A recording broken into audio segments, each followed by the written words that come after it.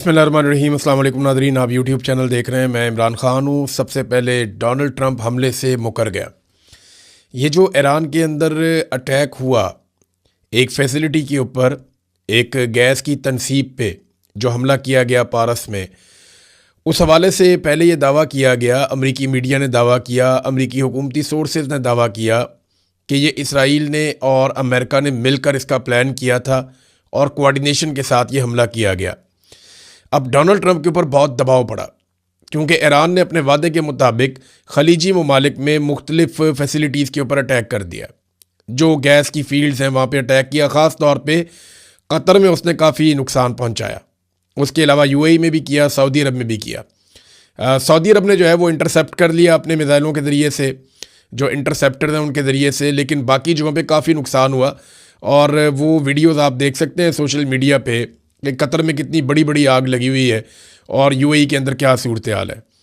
तो ईरान ने जो कहा था उसने वो कर दिया जवाबन। लेकिन बात यह है कि पहले जो दावे किए जा रहे थे कि अमेरिका और इसराइल ने मिलकर ये किया, डोनाल्ड ट्रंप अचानक मुकर क्यों गया? ये पहले आप डोनाल्ड ट्रंप का स्टेटमेंट देख लें, इससे आपको सूरत हाल की समझ आएगी। मैं उर्दू में आपको ट्रांसलेट कर देता हूँ। डोनाल्ड ट्रंप ने कहा इसराइल ने ये जो स्टेप लिया मिडिल ईस्ट में, ये गुस्से के अंदर लिया। जो कुछ मिडिल ईस्ट में हो रहा है वो ईरान की एक फैसिलिटी के ऊपर जो साउथ पारस में है गैस फील्ड, उसके ऊपर अटैक कर दिया और उसके एक हिस्से को नुकसान पहुंचाया। डोनाल्ड ट्रंप ना इसके नुकसान को कम करके दिखाना चाहते हैं, चाहे वो कतर का है चाहे वो ईरान का है, क्योंकि जितना नुकसान बढ़ेगा उतनी डोनाल्ड ट्रंप की बदनामी होगी। अब ये डोनाल्ड ट्रंप ने कहा जनाब कि इसके अंदर तो मुझे पता ही नहीं था और ना हमें इसके बारे में आगाह किया गया।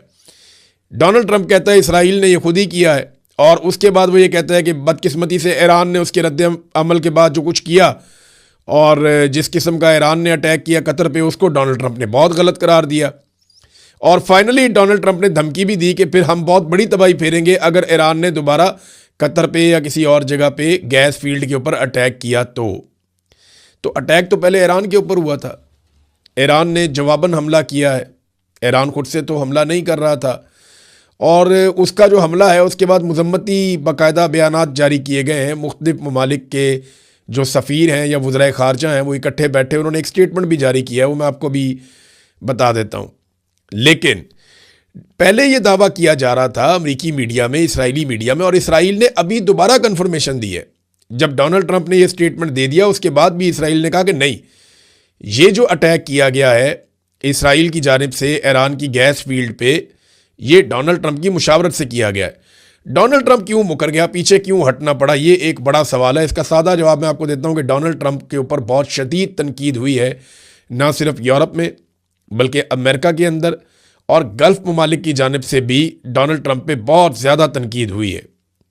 वजह यह है कि एकदम से इतने बड़े अटैक्स के बाद आलमी सतह पे पेट्रोलियम और गैस की मसनूआत की कीमतें बहुत बढ़ गई हैं।